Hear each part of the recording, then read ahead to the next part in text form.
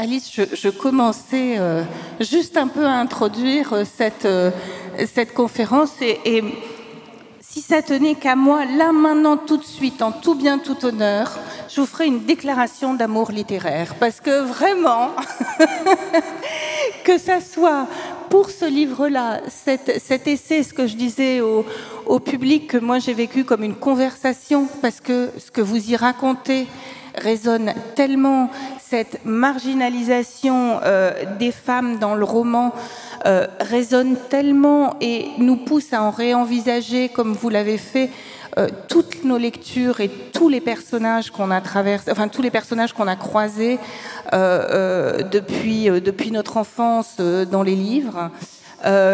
C'était quelque chose d'absolument jubilatoire. Voilà. Ce plaisir et ce qu'il y a aussi de fabuleux dans ce livre, je parlais du corpus Carcan de cette professeure qui vous disait surtout ne citez pas d'auteurs contemporains dans vos dissertations. Ce qu'il y a aussi de fabuleux dans ce livre, c'est que votre amour de la littérature éclate à chaque ligne. Il se fait contagieux, il est vraiment extrêmement contagieux.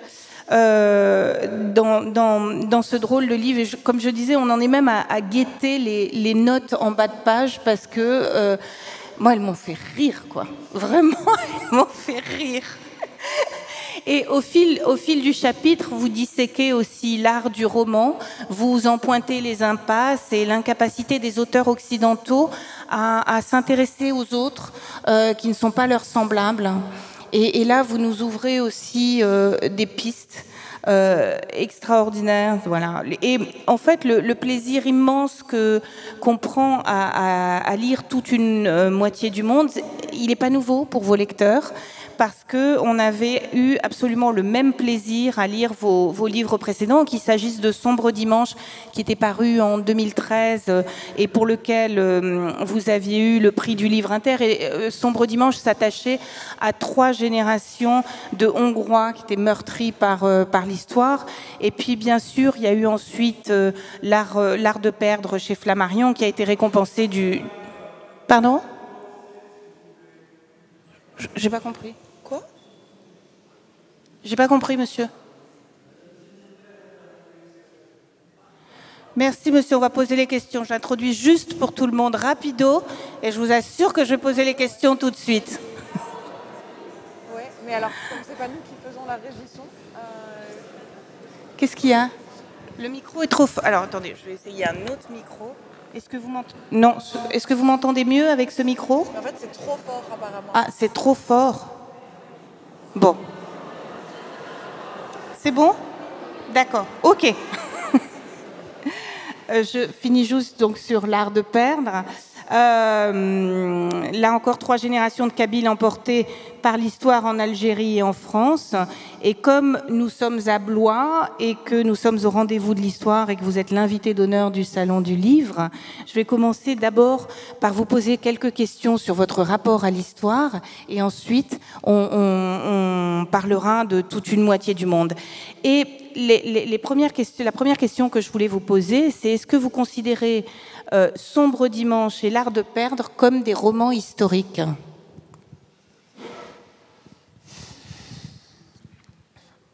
Je ne sais pas exactement ce que ça veut dire un roman historique. Ça, il aurait fallu qu'on tombe question. D'accord sur la définition en premier lieu. Donc pendant que je réfléchis à ça, en subrepticement comme ça, en cachette, je vais m'excuser d'être arrivée en retard et vous remercier de m'avoir attendu. Pendant ces 2 phrases, je progresse lentement sur une définition.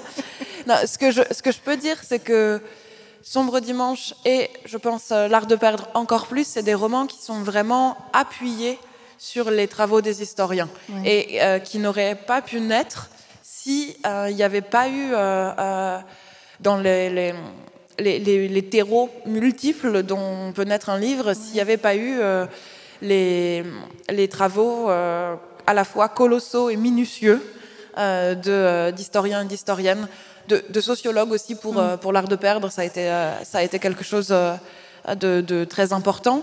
Mais vraiment, voilà, la fiction, elle est née en plein milieu de la recherche. C'est-à-dire que pendant que j'étais en train de travailler sur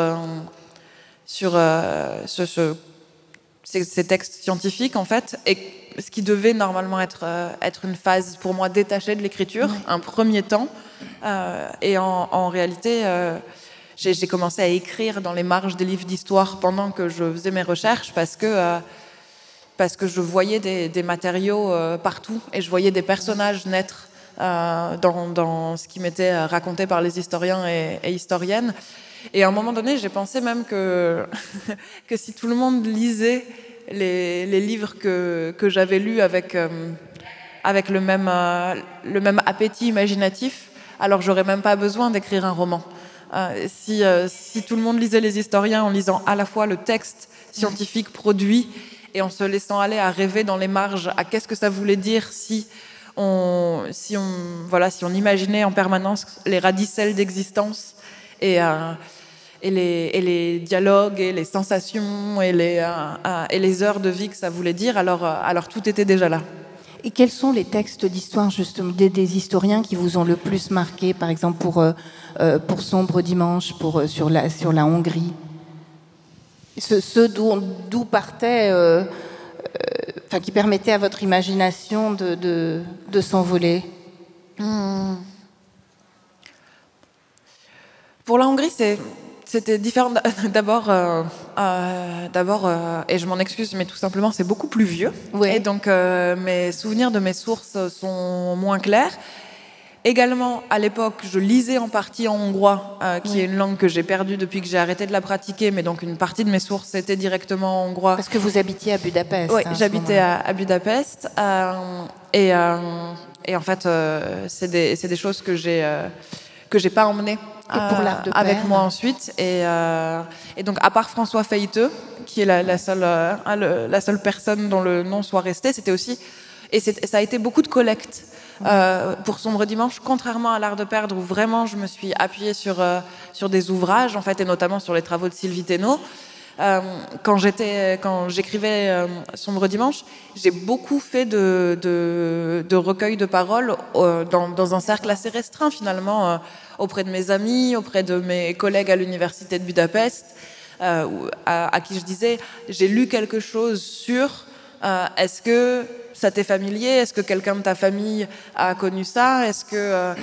Et comme finalement c'est une histoire assez proche, justement c'est une histoire assez proche pour que les événements sur lesquels je posais des questions aient été vécus par des gens encore vivants avec qui mes amis partageaient de temps en temps un déjeuner du dimanche. Donc c'était facile aussi de travailler à partir de la parole vivante et pas uniquement à partir des archives ou des travaux d'historiens. Et pour L'Art de perdre? Pour L'Art de perdre, je le disais, il y a eu les travaux de Sylvie Thénault qui m'ont accompagnée pendant toute l'écriture, qui m'ont d'autant plus accompagnée que Sylvie a eu la gentillesse aussi de répondre à mes messages quand j'avais des doutes, à aller boire des cafés avec moi. Donc je me sentais très en confiance. Ça m'a permis de lever la peur de commettre une erreur historique. Je me disais, les bases de papier sont là, et si jamais quelque chose n'est pas clair, je peux prolonger mes recherches dans un café, donc c'était très pratique. J'ai aussi beaucoup utilisé les travaux de Bourdieu sur l'Algérie et les travaux d'Abdelmalek Sayad. Je pense que ça a été ma sainte trinité. Et à ça se sont ajoutées énormément de choses. Je pense notamment à la thèse de Giulia Fabiano sur les mémoires de Harki, et qui a paru alors que j'étais vraiment dans les derniers mois d'écriture. Donc ça, c'est quelque chose qui tient aussi du dilemme très très fort, se dire, est-ce que je prends le risque de lire un ouvrage nouveau qui va me donner d'autres envies, qui va possiblement dérégler toute ma structure narrative, ou est-ce que je fais comme si je n'avais pas vu qu'il était sorti, ce qui va me permettre de terminer mon livre dans les rails, mais en même temps sera une malhonnêteté de chercheuse. D'accord. Et comment est-ce qu'on transforme, parce que l'art de perdre, c'est en partie, c'est inspiré de l'histoire de votre famille. Comment est-ce qu'on transforme une mémoire familiale en fiction, en roman? Mais en fait, j'ai pas eu vraiment à me poser la question parce qu'il n'y avait pas assez de mémoire familiale pour que la question se pose. En fait, moi, je disposais de très peu d'éléments de cette histoire personnelle, et donc la seule chose la seule règle que je m'étais fixée, mais qui était vraiment une contrainte au sens Enfin, c'était une contrainte qui était joyeuse. Je me l'étais donnée, pas pour me compliquer la tâche, mais parce qu'en fait, on sait très bien que les contraintes, parfois en écriture, au contraire, elles produisent une joie à écrire et un cadre qui fait qu'on se sent pas tout à fait perdu. Et donc, je m'étais dit, les quelques jalons que j'ai dans l'histoire familiale, je les pose directement sur le papier, et mon travail ensuite, ça va être d'écrire une fiction qui les relie. Et qui, du coup, sera, en fait, cette fiction, ce sera une histoire possible de ma famille, puisque ça tient entre les marques dont je dispose. Donc, ça veut dire que c'est pas tout à fait hors des clous. Mais ça n'est pas l'histoire de ma famille en soi.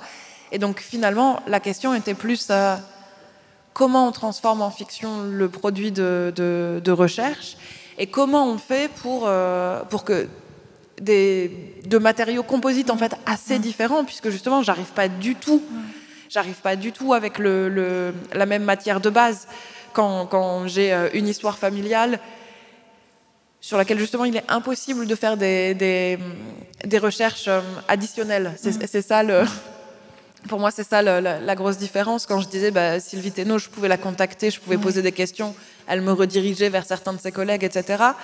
L'histoire familiale, elle arrive comme un conte extrêmement court, extrêmement figé, et en fait, on ne peut pas sortir des clous. Si on essaye de lui poser des questions additionnelles, elle se répète. Si on dit, mais attends, comment est-ce qu'il était possible que un pressoir soit arrivé dans le torrent et que mon grand-père l'ait récupéré, l'histoire repart au début. L'histoire recommence à « il était une fois ». Pendant que ton grand-père était en train de se baigner, à l'époque où il était pauvre, il a trouvé dans le torrent un mais ça venait d'où? Il était une fois. Quand ton grand-père...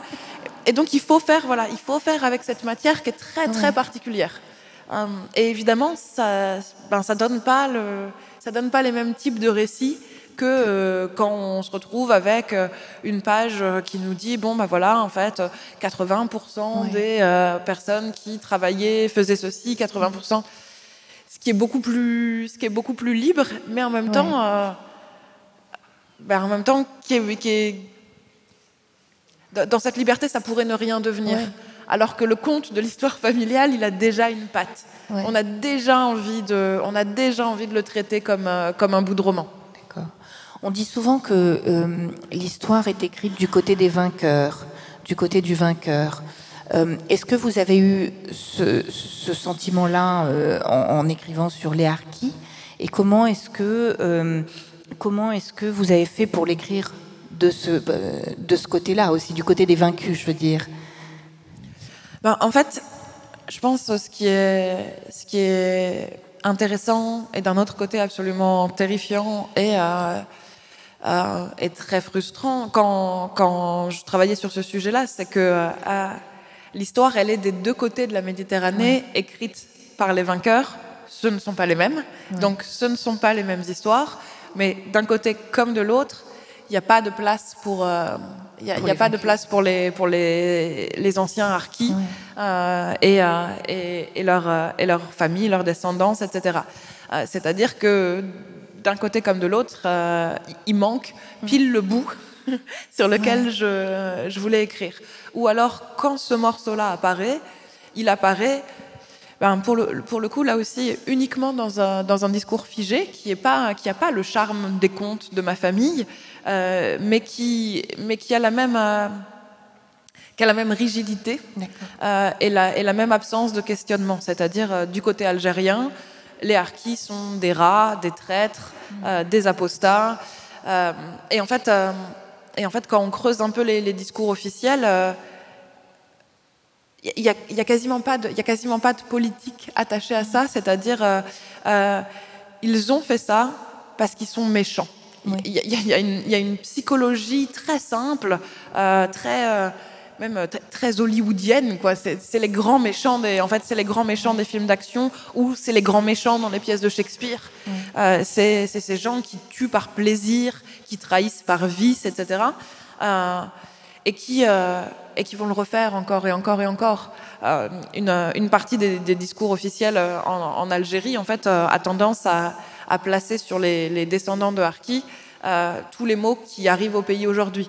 Et donc dire, par exemple, les terroristes qui continuent à mener des attentats ou des assassinats à la fin de la décennie noire, ce sont en fait les descendants de Harki qui sont cachés dans les montagnes depuis 1962 et qui n'ont en fait qu'une idée en tête, qui est de ruiner notre pays merveilleux. Et donc, du côté français, on a la même chose avec un récit figé qui se répète encore et encore et encore, et qui est les Harkis sont la preuve des bienfaits de la colonisation française, sont la preuve qu'il existait un amour pour la France chez la population indigène, et en fait on enlève aussi complètement on enlève complètement tous les autres critères qui permettraient de réfléchir à ça. Donc d'un côté, on avait donc le truc de la méchanceté. De l'autre côté, on a le truc du rayonnement de la France. Mais personne ne réfléchit en termes d'économie. Personne ne réfléchit en termes de pression, de chantage. Personne ne réfléchit en termes de rivalité ancienne qui serait tout à coup avivée par les positions dans une guerre naissante au fil des années 50, etc. Non, les deux discours, d'un côté comme de l'autre, disent c'est comme ça, ce sont des méchants. Et de l'autre côté, c'est pas ce sont des gentils, c'est la preuve que nous sommes les gentils. Donc en fait, c'est pas vraiment une histoire. Est-ce qu'on manie avec plus de précaution l'histoire de l'Algérie, qui est encore explosive, que l'histoire de la Hongrie? Ouais. En fait, c'est idiot à dire, peut-être même un peu honteux, mais c'est vrai que la pression, elle n'est pas la même. C'est-à-dire que quand je faisais mes recherches pour l'art de perdre, en plus de tout ce que je pouvais trouver en librairie ou en bibliothèque, j'ai aussi beaucoup traîné sur Internet. J'ai regardé les mêmes vidéos de débat, les mêmes rediffusions d'émissions que je pouvais trouver, etc. Et en fait, les commentaires que je trouvais en dessous me disaient en permanence à quel point le terrain était miné, à quel point il y avait des guerres, en fait, des guerres de mémoire, en fait, des guerres de communautés de mémoire, et une impression constante pour les porteurs et les porteuses de ces mémoires, que le simple fait d'exprimer la mémoire d'une autre communauté signifiait forcément vous marcher sur les pieds. Et j'avais très très peur de ça. Je me disais, en fait, à partir du moment où, si je parle de quelque chose qui est arrivé à ce qu'on appelle les Harkis, si les anciens pieds noirs considèrent que c'est fait contre eux puisqu'on n'est pas en train de raconter leur histoire, si les anciens militants du FLN considèrent que c'est fait contre eux parce que je ne suis pas en train de raconter leur histoire, etc., je vais avoir des problèmes tout le temps. Et donc c'est vrai que j'ai attaché un soin particulier à pas laisser traîner une phrase sur laquelle je pourrais déraper moi-même et qui pourrait m'être reprochée ensuite.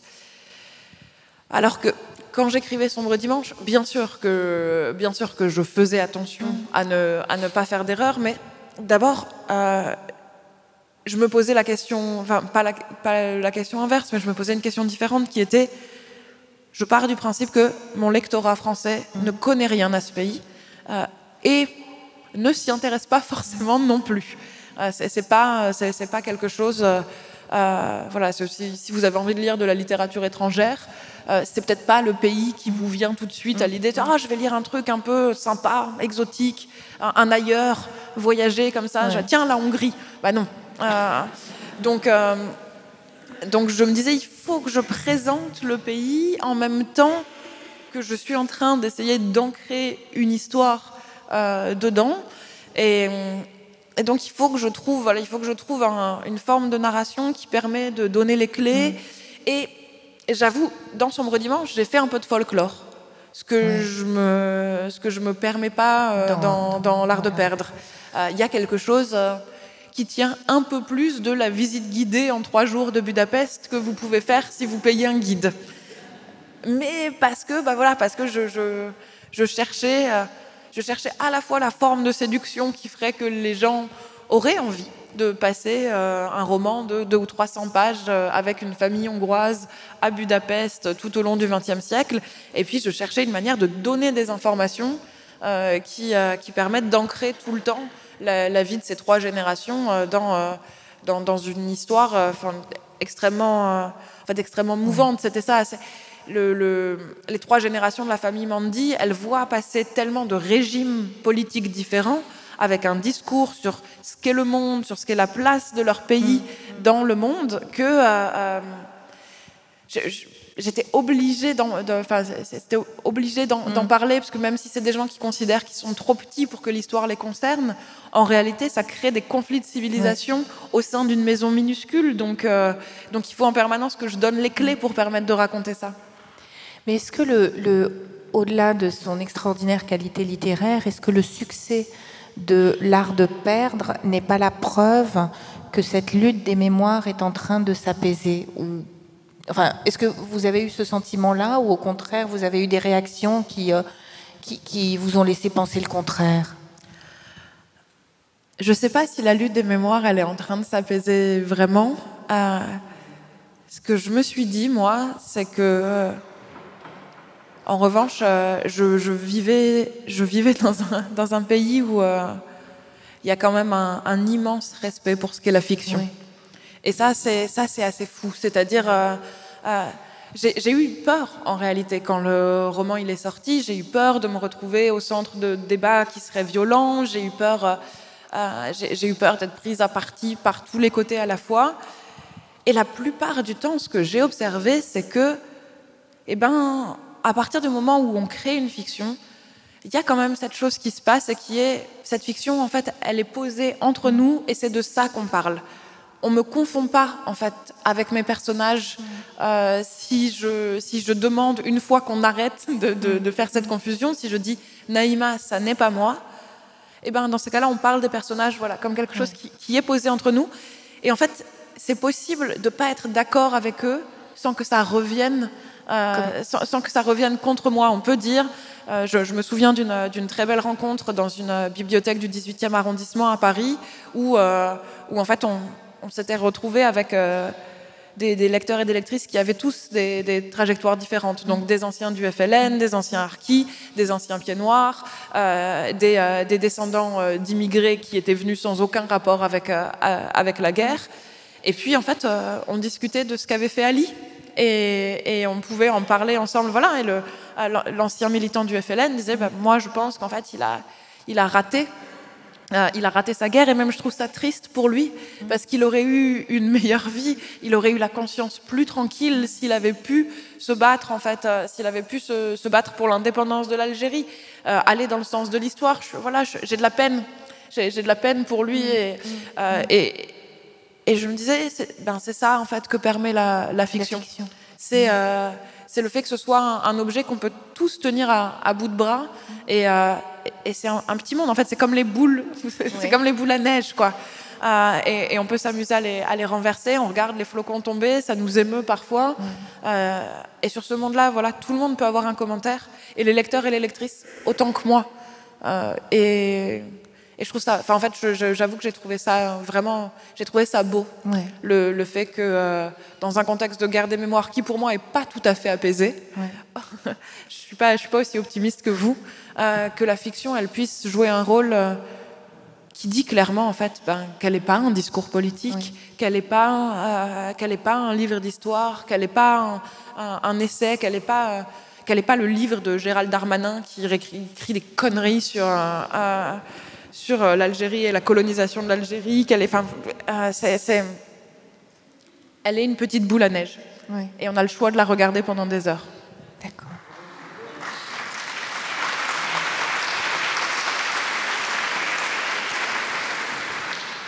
Alors, vous dites dans toute la moitié du monde qu'avec l'art de perdre, on ne vous a pas donné le statut d'autrice pour la qualité littéraire de votre livre, mais parce que vous aviez fait entrer les harkis dans le champ du romanesque.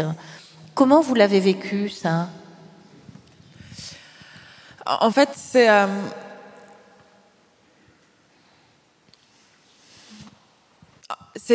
quelque chose qui est un peu bizarre pour moi parce que j'ai voulu à la fois faire une œuvre littéraire et en même temps je voulais aussi en fait d'une certaine manière faire un travail de pédagogie qui manquait à mes yeux, c'est-à-dire j'ai voulu, je crois, écrire le livre que j'aurais voulu lire. Oui. Quand j'étais adolescente ou jeune adulte et qui m'aurait raconté une histoire qui était une histoire possible de ma famille, qui était une histoire à laquelle je pouvais m'identifier, qui m'était proche et que je trouvais pas en fait, puisque quand j'ai commencé à lire des livres qui se passaient en Algérie dans la première moitié du XXe siècle, c'était beaucoup donc de livres écrits par des pieds noirs en fait. C'était beaucoup les livres qu'on publie en France en fait sur ce sujet-là. Ce sont des livres des anciens Européens d'Algérie et pas de ceux que, à défaut d'un meilleur terme, j'appellerais les Algériens, même si c'était pas comme ça qu'ils étaient appelés ailleurs. Et dedans, la population locale, elle joue souvent un rôle complètement secondaire, elle joue un rôle qui est complètement décoratif. Et parfois, elle arrive vraiment aussi décrite, racontée avec malheureusement tous les traits du racisme. Et ce qui crée un effet très étrange, c'est-à-dire que moi je cherche un accès à ces figures-là parce que d'une certaine manière, je cherche un accès à des récits où mes ancêtres apparaîtraient. Et quand les ancêtres arrivent, c'est comme si on avait gribouillé sur la photo de famille, puisqu'ils arrivent, ils sont là, mais avec des commentaires disant voilà, le Kabyle adulte a l'intelligence d'un enfant de 8 ans, mais le sens du commerce de nos meilleurs marchands normands. Mais ça n'a aucun sens. Cette phrase n'a aucun sens, quoi. Mais c'est ça que je trouve. Donc il y a une volonté, je pense, de produire quelque chose qui peut devenir ma propre mémoire. Ouais. Donc c'est un peu, il y a un truc de voyage temporel un peu louche là-dedans. Et donc quand le livre paraît, au départ, je remarque pas en fait cette chose dans les articles qui est que, en fait, on me parle pas de mon travail d'écrivaine. On me parle de mon travail de citoyenne, j'imagine, où on dit que, voilà, en fait, je mets en lumière un chapitre de l'histoire qui est trop peu raconté. Je fais ceci, je rends leur dignité, ce qui est une phrase que les journalistes littéraires adorent. J'en parle un peu dans toute une moitié du monde, c'est-à-dire le nombre d'articles sur des livres qui disent ce livre rend sa dignité à tel, ce qui fait que vraiment, je pense, tout le monde devrait avoir de la dignité aujourd'hui, parce qu'elle a été rendue à peu près l'entièreté de la population, d'après ce que j'ai pu voir dans mes recherches Google. Donc tout va bien. Donc on est bien, en fait. Hein. En termes de dignité, on est posé. Et je me suis perdue en me racontant une bêtise qui me fait rire moi-même.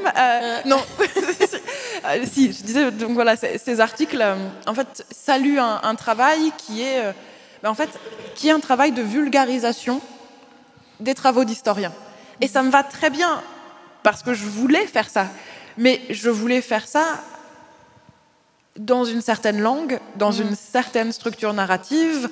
Le temps que j'ai passé, en fait, d'une certaine manière, le temps que j'ai passé à faire des recherches, c'est pas grand-chose par rapport au temps que j'ai passé ensuite à m'arracher les cheveux sur des questions de forme, sur des questions de langue, sur voilà, le fait de me dire comment je fais, alors que j'écris en français, des scènes qui sont censées se passer en 3 langues à la fois. Elles sont censées avoir lieu en berbère, en arabe et en français. Qu'est-ce que je fais de ma langue unique ?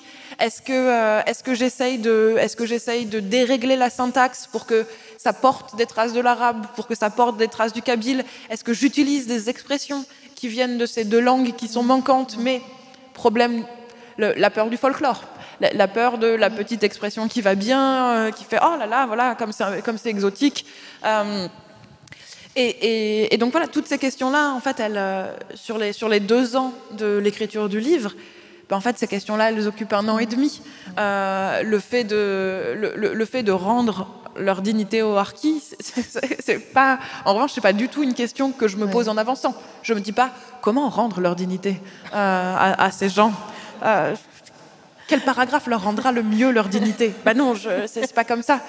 Et donc, au bout d'un moment, je me dis, je suis très heureuse que le livre il ait eu cet impact, ce succès-là. En termes de pédagogie, en termes de transmission, je ne pouvais pas rêver mieux. Mais à un moment, j'ai quand même envie qu'on me demande comment vous avez fabriqué ça ? Cette phrase-là, qu'est-ce qu'il y a derrière l'agencement de ces mots ? Pourquoi ce choix ? Pourquoi tel personnage ? Parce qu'il y a ça aussi, en fait. J'ai pas rendu leur dignité aux harkis. En fait, j'ai créé des personnages pour des tas de raisons différentes aussi, c'est-à-dire certains pour reprendre les figures familiales qui étaient devenues muettes trop tôt et que j'avais envie de pouvoir me raconter, certains parfois comme des cales de porte, c'est-à-dire parce que j'avais un besoin narratif d'un personnage qui pouvait déclencher telle ou telle chose. Et donc, il y a des personnages qui apparaissent pour des besoins utilitaires et puis qui grandissent parfois parce qu'en fait, je me mets à les aimer et j'ai envie de passer plus de temps avec eux. Et puis certains parce que, justement, pendant les recherches, dans un livre d'histoire ou dans un livre de sociaux, il y a une phrase. Et il y a une phrase qui vient me travailler. Et où je me dis, en fait, derrière, là, il y a une vie. Je devine tout à coup une vie derrière cette donnée ou derrière cette... Et j'ai pas envie de la laisser juste dans les livres d'histoire. Je veux essayer de l'amener au chaud. Et voilà. Tout ce travail-là, il a un peu disparu derrière ce que ça pouvait apporter en termes de sujets de débat ou d'égalisation des mémoires dans la société française. Alors, je voudrais maintenant parler de toute une moitié du monde. À qui est-ce que s'adresse ce livre quand vous l'écrivez ? Je sais pas. Non, je sais jamais en fait. Ouais. J'ai pas de représentation de... En fait, c'est juste que vous avez besoin de l'écrire et après il vivra sa vie, il trouvera lui-même... Non, mais c'est que idéalement, à tout le monde, Ouais. c'est ça le but.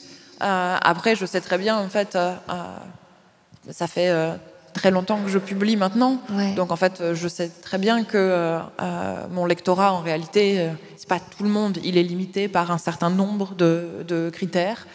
Il est plus éduqué que la moyenne de la population française. Il est majoritairement féminin. Il est majoritairement à la retraite. Il est majoritairement... voilà, en fait... il est avec nous aujourd'hui. Mais c'est pas parce que j'ai ces données qui s'avèrent la plupart du temps exactes, c'est pas parce que je dispose de ces données que j'écris pour ce lectorat. Je me dis pas, donc puisque en fait mes lecteurs sont majoritairement des lectrices, sont majoritairement que quand j'écris, je me dis voilà, idéalement tout le monde et même mes ennemis. Justement, vous en avez. Dans l'idéal de l'écriture, je me dis même les gens qui pensent a priori qu'ils n'aimeront pas ce livre, je réussirai à les convaincre par si je peaufine bien ce paragraphe, si la phrase tombe parfaitement, ce sera comme une sorte de révélation et je les convertirai. Et puis, mais j'en suis sûre. Et ça, c'est dans les bons jours.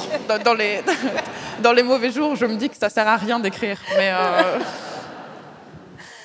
comment est-ce que vous en êtes venu à réenvisager la présence des femmes au pays de la fiction, comme vous dites, et réenvisager aussi ce portrait qui est fait d'elles? En fait, c'est un processus qui a été très, très lent. Mais j'ai l'impression que à la fin de mon adolescence, au moment où en fait je commence à faire des études de lettres et où je passe donc un temps considérable de ma vie à lire, commence aussi en fait une sorte de petit agacement à fréquenter des personnages de femmes qui ont un peu tous la même trajectoire, à savoir aimer très fort et en mourir très violemment. Et à les fréquenter aussi énormément à travers le regard des hommes. Et vraiment, ça fait juste en fait comme un petit grincement, comme un petit truc de polystyrène qui fait un bruit déplaisant. Je nomme pas la chose de manière consciente, mais j'ai une sorte de... Voilà, la première fois qu'Aurélien vit Bérénice, il la trouve à laide. Et elle pense quoi, en fait? Pourquoi tu donnes ton avis non sollicité sur un physique? C'est une sorte de... Et ça s'accumule un peu comme ça, cette chose... je me souviens aussi d'être en train de travailler sur Baudelaire et de tomber sur cette phrase qui est « Aimer les femmes intelligentes est un plaisir de pédéraste ». Et de dire « Mais ta gueule !»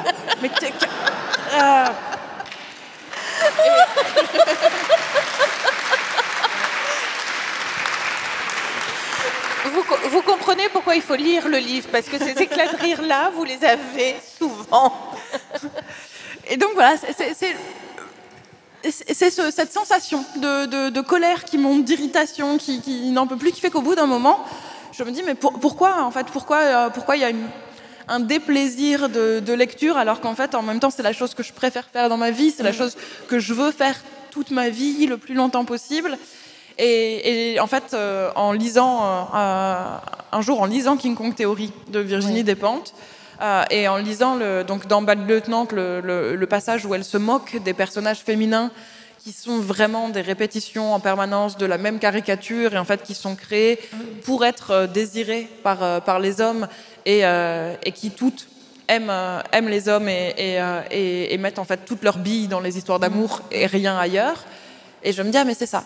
À ce moment-là en fait je mets des mots sur cette irritation croissante et je me dis en fait c'est ça, je voudrais lire des personnages de femmes qui soient libres du désir du héros masculin. Mais comment est-ce que vous expliquez que finalement ça ne nous est pas révolté plus tôt? Parce que moi c'est la question que je me pose en vous lisant, c'est-à-dire c'est lumineux et je me dis mais comment on n'y est pas venu plus tôt, quoi? C'est assez effrayant quand on y pense. Oui. De se dire qu'en fait, on peut vivre dans des pays de fiction où manque toute une moitié du monde, 52% de la population humaine quand même, et trouver ça assez normal. Je sais que quand... à peu près au même moment, enfin quelques années après la lecture de King Kong Theory, quand je découvre l'existence du test de Bechdel. Peut-être qu'on peut expliquer brièvement. Oui, tout à fait. Donc qui est un test qui a été créé par l'autrice de BD Alison Bechdel. Si jamais vous avez jamais lu Alison Bechdel, c'est absolument génial, et notamment son dernier roman graphique qui s'appelle Le secret de la force surhumaine. C'est merveilleux. Et donc dans les années 80, en fait, elle fait une petite planche de bande dessinée où il y a deux amies qui vont au cinéma et l'une d'elles explique qu'en fait elle applique maintenant des nouveaux critères pour savoir si elle va voir un film ou pas, et que donc ces critères, il y en a 3. Il doit y avoir 2 femmes nommées dans l'œuvre. ces femmes doivent avoir une scène où elles parlent ensemble et elles parlent d'autre chose que d'un homme. Et en fait, si ce n'est pas le cas, ça indique que l'œuvre elle est trop centrée sur les figures masculines et qu'il y a un déséquilibre dans le rapport. Et à partir du moment où donc, je découvre l'existence de ce test, je me mets à l'appliquer absolument partout. Et je pense une de mes plus grandes sidérations, ça a été quand j'ai essayé de l'appliquer à la trilogie originale de Star Wars, et que, à la première question, y a-t-il 2 femmes nommées dans l'œuvre? La réponse est non. C'est-à-dire qu'on a créé un univers entier qui comporte une quinzaine de planètes, des formes de vie remarquablement variées qui vont de la fourrure à l'uniforme en plastique, avec qui des écailles, qui des tentacules, etc. Mais il y a une femme. Et j'ai accepté ça. Et tout le monde a accepté ça. C'est-à-dire personne n'a dit « Georges, tu crois pas quand même que c'est compliqué au niveau de la reproduction, en fait? Comment font-ils » En fait, c'est fou, non? Enfin, voilà, Et ils se reproduisent. Sur 8 épisodes. Mais du coup, il y a un impensé total de se dire, dans le pays de la fiction, clairement, les femmes n'ont pas leur place. Et donc, on arrive à... En fait, on arrive à créer des mondes qui pourraient donner l'impression qu'au lieu d'être 52% de la population, les femmes sont une tribu très rare, possiblement en voie d'extinction, qui vivent sur une péninsule assez lointaine. Donc en fait c'est ça. Donc en fait on les croise pas souvent, et quand on les croise, on a la même réaction que devant un très très bel oiseau exotique, quoi. On se dit oh toutes ces couleurs, c'est chatoyant. Mais on se dit pas tiens voilà en fait une sœur d'humanité qui est mon égale et dont la vie interne est extrêmement complexe et qui pourrait parler avec moi de l'impératif catégorique chez Emmanuel Kant. Jamais. Quel regard vous portez sur la cancel culture vous qui dites dans le livre qu'il n'est pas question de blâmer les auteurs qui ont créé les personnages féminins passifs pour le manque d'imagination, ils sont le produit de leur époque. Et cette cancel culture aujourd'hui qui nous dit non, on va arrêter de les lire, on va arrêter de les considérer, on va arrêter... Ben en fait, elle est où la cancel culture aujourd'hui? Non, mais aux États-Unis, elle est très forte, par exemple. Est-ce qu'on a besoin d'importer nos paniques morales des États-Unis? Non, je suis mais pas sûre. Ça gagne ici. Mais bon, d'abord, je ne crois pas qu'il existe réellement une cancel culture ici. Ce que je constate en revanche, c'est des décisions qui appartiennent à chaque lecteur et à chaque lectrice de se dire peut-être que pour un temps, moi, j'ai pas envie de lire des œuvres qui envoient les femmes à l'abattoir, par exemple. Je veux plus lire des histoires de femmes qui aiment et qui meurent. Je veux plus lire des histoires où justement dans un univers entier il y a une seule femme qui porte un nom. Je veux plus lire des histoires et donc ça en fait c'est le choix le plus absolu des lecteurs et des lectrices de décider qui ils et elles veulent fréquenter au pays de la fiction et dans quel type d'histoire ils veulent passer du temps. Et c'est pas de la cancel culture. Ça correspond à un parcours de lecture qui fait que, en fait, parfois on lit plus de choses que d'autres. Moi, quand je suis partie vivre à Budapest, j'ai passé 5 ans où j'ai lu des choses, des romanciers d'Europe centrale, d'Europe de l'Est. Tout à coup, je voulais essayer de découvrir toute une partie de la littérature qui m'était pas arrivée par les intermédiaires classiques et qui me permettait en fait de vivre dans un pays. Et quand je lisais, d'une certaine manière, de rester dans ce pays. C'est des parcours que je trouve en fait parfois nécessaires, parce que c'est ça la question. C'est pourquoi est-ce qu'on va faire à un moment justement ce travail de mettre de côté certaines œuvres pour pouvoir se concentrer sur d'autres? Parce que la plupart des livres qui nous arrivent, ils nous arrivent à travers une chaîne d'intermédiaires sur laquelle on a assez peu de contrôle. Entre le texte que j'écris et les gens qui vont le lire, en réalité, il y a la manière dont ma maison d'édition va le mettre en avant ou non, la manière dont les journalistes littéraires vont écrire dessus, en parler à la radio ou non, la manière dont les bibliothèques publiques vont l'acheter ou non, l'avoir en leur rayon, la manière dont les libraires vont le faire, la manière dont, quelques années plus tard, le texte pourra être étudié au bac français ou pas, enfin tout à coup appartenir à un corpus qui est valorisé et puis qui vous arrive dans les mains sans que vous ayez à faire le moindre effort de déplacement en librairie parce que c'est un ou une professeure de français qui vous dit voilà, en fait, on va travailler sur ça pendant 2 semaines. Et puis, évidemment aussi, les groupes d'amis, et en fait, ces chaînes d'intermédiaires, elles ont quand même un peu tendance... J'exclus les groupes d'amis qui, eux, peuvent avoir des curiosités complètement beaucoup plus spécifiques, particulières, des trucs de niche, etc. Et les groupes d'amis, c'est super pour ça, sur le bouche à oreille. C'est des intermédiaires un peu différents. Mais sinon, en fait, tous ces intermédiaires vont quand même nous diriger, la plupart du temps, vers les mêmes types de livres. Et donc, le choix de dire à un moment « je romps la facilité de ces rencontres-là », parce que finalement, si je fais pas gaffe, je peux lire encore et encore et encore. Pas forcément les mêmes textes, mais en tout cas les textes d'auteurs avec le même pédigré, avec la même validation du truc de voilà, ceci est le grand roman français, fait par un grand auteur français. Si on décide d'arrêter ça, c'est pas de la cancel culture. C'est juste parce qu'en fait, il y a énormément de textes qui sont publiés qui ne rentrent pas dans ces canons littéraires et qui nous arrivent de façon beaucoup plus boiteuse, lente, secrète, difficile, parce qu'ils ne passent pas toute la chaîne. Donc le fait de dire, voilà, la chaîne de production, là, on l'arrête, le temps de voir tout ce qu'il y a à côté, en fait, c'est pas de la cancel culture, c'est le contraire. C'est du temps donné à des découvertes autres. C'est le fait de dire, en fait, on est en train de se balader dans la forêt, puis on va sortir du chemin et on va aller courir entre les arbres. C'est pas la fin de la balade, au contraire. C'est l'agrandissement de la balade. Au contraire. Ouais. D'accord. Alors justement, quelle lectrice vous êtes? C'était ce que je voulais vous poser. Qu'est-ce que vous attendez d'un livre en tant que lectrice?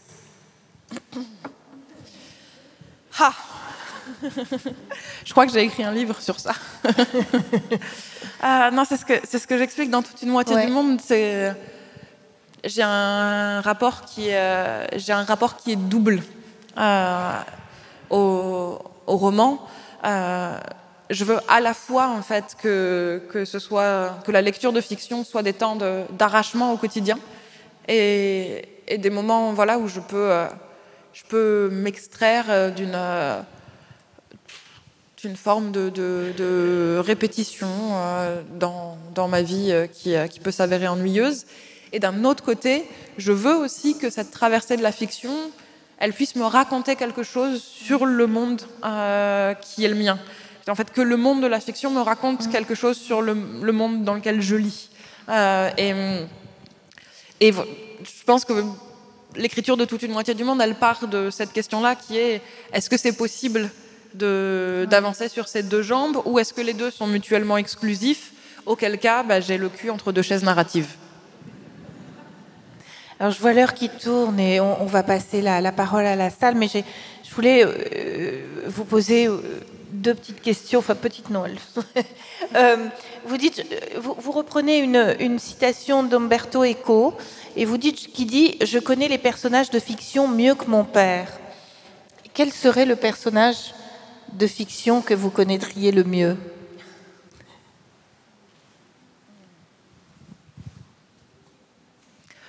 Alors, il faut exclure tous ceux que j'ai créés moi. Ouais. Parce que j'ai l'impression que, pour le coup, c'est des personnages qui continuent des vies souterraines. D'accord. et que j'ignore sur eux pas mal de choses.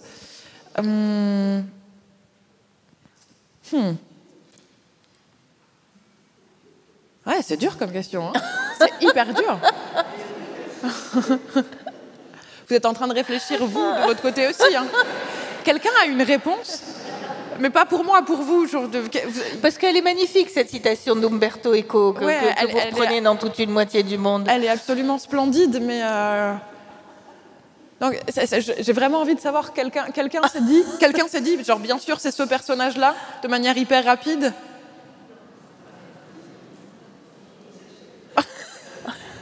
Bon, alors c'est une question qu'on va tous et toutes emporter chez nous. Et ce soir, si on n'arrive pas à s'endormir, on saura que c'est de votre faute. Vous pourrez m'en vouloir. Une autre. Qui vous mettez dans votre généalogie littéraire? Oh, waouh. Ça, c'est pour pas dormir de la semaine. Non, cette question-là, elle est extrêmement difficile parce que je pense qu'elle soulève une autre question derrière qui est, en fait, de quoi on parle quand on parle de ça, c'est-à-dire, est-ce qu'on parle d'une famille littéraire rêvée, auquel cas, qu'est-ce que je me construis comme arbre généalogique fantasmé? C'est comme ça que je l'entendais. Ou est-ce qu'on parle, en fait, du fait que j'ose me comparer aux productions de tel auteur ou telle autrice, et là, en fait, du coup, l'arbre, il va être beaucoup plus petit, parce que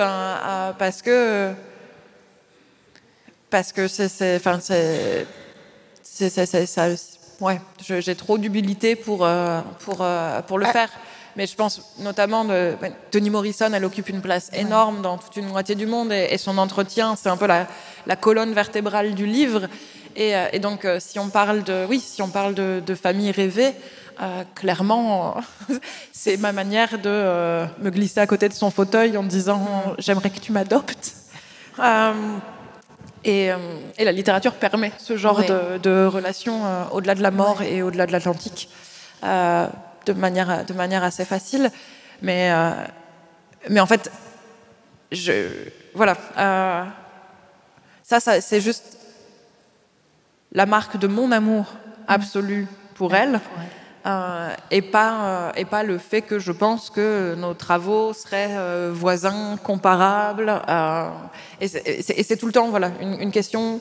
C'est tout le temps une question qui me fait bégayer, la question de la généalogie littéraire, à cause de ça, à cause du fait que si c'est une famille rêvée, alors Toni Morrison, Zadie Smith, Chimamanda Ngozi Adichie, Zora Neale Hurston. Annie Ernaux, parce que j'ai pleuré de joie hier. Et plein d'autres, je pense. Dostoïevski, mais alors, faut pas l'inviter au repas de famille. Il va boire tout le cognac et maudire Dieu avant même l'arrivée du fromage. C'est une évidence. Oui, non, je pourrais.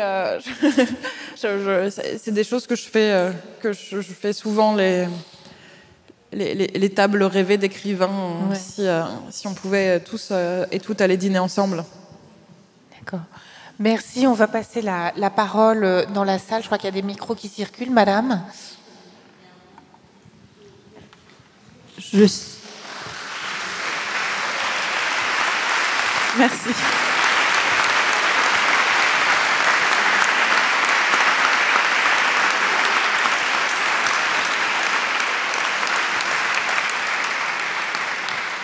Je pense que je vais dire ce que tout le monde pense. On vous emmènerait bien dîner avec nous pour continuer la conversation. mais je peux pas. Mes parents m'ont apporté un pique-nique et je dois aller déjeuner avec eux dans le parc du château. Mais c'était pas ça ma question. Je suis une lectrice lambda, femme, retraitée, et de l'éducation nationale. Mon mari et moi, parce qu'il lit aussi Alice Deniter quand même, avons beaucoup aimé Comme un empire dans un empire, mais on a été désarçonnés et des amis autour de nous ont été désarçonnés. Est-ce que vous essayez d'ouvrir votre lectorat par ce livre? On a beaucoup aimé parce que ça nous ouvrait des horizons qui nous étaient inconnus, presque interdits. Donc merci pour ce livre. Mais voilà. Il est particulier, ce livre-là, et je crois que même s'il l'était moins, il a aussi ce rôle pas facile de venir après l'art de perdre, et où d'une certaine façon, j'avais l'impression que tout ce que je pouvais écrire, si c'était pas sur l'Algérie, ce serait de toute manière un écart avec le livre qui avait été le point de rencontre en fait pour beaucoup de lecteurs et de lectrices avec mon travail. Mais j'ai choisi en plus de faire quelque chose qui était radicalement différent. Et en fait, il y a deux choses, je pense, qui sont déstabilisantes dans le livre. La première, c'est que j'essaye de traiter comme un matériau littéraire le monde des hackers. Et moi-même, je savais pas trop bien ce que je faisais au fur et à mesure de l'avancée. C'est-à-dire, j'ai vraiment joué à la petite chimiste tout du long en me disant à quel stade de langage informatique ça devient illisible, comment j'incorpore ce langage-là. Est-ce que ça fait peur? Par exemple, je me demandais ça tout le temps aussi. Est-ce que ça fait peur, ces choses-là sur une page? Est-ce que ça exclut d'emblée une partie du lectorat qui va se dire mais pas du tout, je veux pas lire ça, et puis j'y connais rien en ordinateur, et puis alors qu'en fait c'est évidemment pas un prérequis, sinon ce serait triste. Et puis la deuxième chose qui rend le livre un peu étrange, c'est ce qui a amorcé en fait après tout mon cycle de réflexion théorique sur la construction narrative. J'avais décidé d'écrire un livre qui commençait selon un schéma narratif canonique et qui partait ailleurs. Qui commençait avec une narration croisée entre un personnage homme et un personnage femme. Et donc là, évidemment, je me disais, tout le monde inconsciemment se dit c'est le début d'une histoire d'amour. Et puis de commencer en même temps une sorte de forme un peu canonique aussi du roman d'espionnage. Il y a des méchants mystérieux qui envoient des messages et des hommes habillés de noir qui possiblement suivent ou ne suivent pas le personnage féminin. Et donc, à partir de là, c'est pareil, il y a une sorte automatiquement de déroulé, d'horizon d'attente qui se projette, et qui est, on va identifier ces méchants, on va les attraper, et ce sera résolu. Alors peut-être pas sans drame, peut-être que quelqu'un va mourir dans l'affaire, peut-être.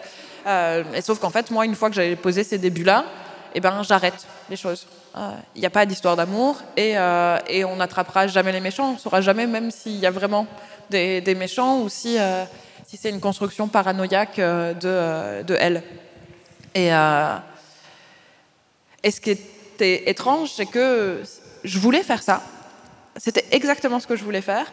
J'ai beaucoup pensé au fait que ça allait créer de la déception chez une partie des lecteurs et des lectrices, que certaines ne me pardonneraient pas la déception, que d'autres au contraire se diraient « Ah tiens, c'est marrant ce qu'elle a essayé de faire, c'est marrant comment ça nous fait réfléchir à nos automatismes de lecteurs et de lectrices ». En revanche, j'avais pas du tout anticipé que pour moi, ça allait être compliqué à écrire. Et ça a vraiment fait partie des choses où je me suis dit, ok, je peux nommer théoriquement les schémas narratifs, je peux dire théoriquement je veux en sortir, mais dans la pratique, une fois que je sors un peu des chemins balisés, je sais pas comment j'utilise mes outils, je sais pas si mes outils sont encore bons, je sais pas ce qui fait qu'un livre est accueillant si on abandonne les intrigues qui normalement nous permettent justement d'avancer selon des jalons précis. Une fois qu'on les retire, est-ce que tout le monde patauge? Est-ce que je suis en train de donner assez en compensation par rapport à ce que j'ai retiré? Est-ce que, comme le croyait Flaubert, si on soigne à merveille la langue, on peut écrire des livres sur rien, ou est-ce que c'est un fantasme d'auteur qui en fait a jamais trouvé sa réelle existence? Et j'étais bien paumée, quoi. Pendant 2 ans, j'ai un peu tourné en rond, et c'est pour ça qu'en fait, je crois qu'à la suite de ça, je me suis dit, elles me passionnent ces questions-là, mais peut-être qu'il faut que je fasse pas tout en même temps. C'est-à-dire me poser les questions et essayer immédiatement de trouver leurs réponses dans l'écriture de romans, c'est beaucoup. Donc je vais me poser ces questions, regarder ce que j'ai en théorie littéraire pour m'aider à répondre et regarder ce que j'ai dans ma bibliothèque ou hors de ma bibliothèque s'il faut que j'aille chercher pour voir comment d'autres romanciers et romancières ont répondu, possiblement mieux que moi. Et ensuite, je les pillerai amplement et j'avancerai plus vite. Merci. Est-ce qu'il y a une autre question? Monsieur, au fond. Madame, et après monsieur. Allez-y, madame, je vous en prie. Oui, merci. Votre travail de vulgarisation est une remarquable réussite. Et la façon dont vous parlez ce matin de la forme et des frustrations que vous avez pu avoir qu'on ne vous interroge jamais là-dessus, comme la vulgarisation est un geste politique, je pense que c'est quelque chose qui vient en premier. Est-ce qu'il y a des lieux, comme des colloques littéraires ou je ne sais quel autre lieu, qui vous permettent de travailler, enfin d'être interrogé justement sur tout ce travail littéraire d'écriture dont vous venez encore de dire des choses et qui a l'air de beaucoup vous importer et sur lesquels peut-être on vous invite pas suffisamment, je ne sais pas, c'est une question. Je pense que le travail de profondeur autour de ça, il est généralement mené par les étudiants et les étudiantes en lettres. Et les moments où j'ai vraiment pu, mais même réfléchir à ma pratique, parce que les questions qui étaient posées m'y incitaient et me faisaient penser les choses de manière nouvelle, c'est les moments où en fait je suis allée travailler pendant des journées ou des demi-journées avec les étudiants d'une école doctorante en littérature. Je l'ai fait notamment à la Villa Gilet à Lyon, qui est un endroit qui permet ce type de rencontre. Et récemment, je l'ai fait aussi pour un podcast que je trouve absolument passionnant qui s'appelle Bookmakers et que je cite aussi assez abondamment dans toute une moitié du monde parce que c'est, d'une certaine manière, c'est une des rares émissions que je connaisse qui passe autant de temps avec des auteurs et des autrices contemporains en analysant vraiment ce qui est la fabrique d'écriture. Et on parle de la fabrique d'écriture au plus près de la phrase, mais aussi parfois dans quelles conditions logistiques, dans quel endroit, pour quel argent, combien de temps, qu'est-ce qui est possible, etc. Et ça, c'est un objet qui me manquait. J'étais ravie qu'il arrive dans le paysage radiophonique. Merci. On va prendre une dernière question parce que je vois l'heure qui file et j'ai peur de me faire taper sur les doigts. Je vais aller rapidement aussi. Allez-y, monsieur. Un commentaire et une question. Le commentaire, c'est peut-être vous remercier aussi au nom des enseignants qui sont dans des collèges, des lycées, parce que l'art de perdre, à mon avis, a permis aussi de mettre en avant ces mémoires si compliquées et peut-être de les faciliter et de mettre à jour toutes les questions autour des harkis. On est ici avec 2 lycéennes qui ne savaient pas ce que c'était les harkis. Vous voyez, le fait de pouvoir leur faire lire aussi ça, c'est aussi rendre visible ces questions-là. Et du coup, ma question, c'est si on vous donnait la possibilité de mettre au bac un roman qui pourrait mettre en avant ici peut-être justement les femmes au-delà de ces rôles hyper stéréotypés, lequel vous pourriez proposer ici aux jeunes lycéens et lycéennes? Elle va pas dormir pendant 3 semaines.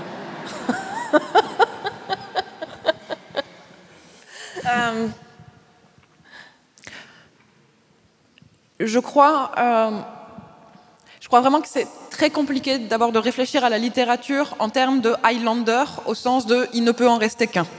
Je crois que c'est pas fait pour ça.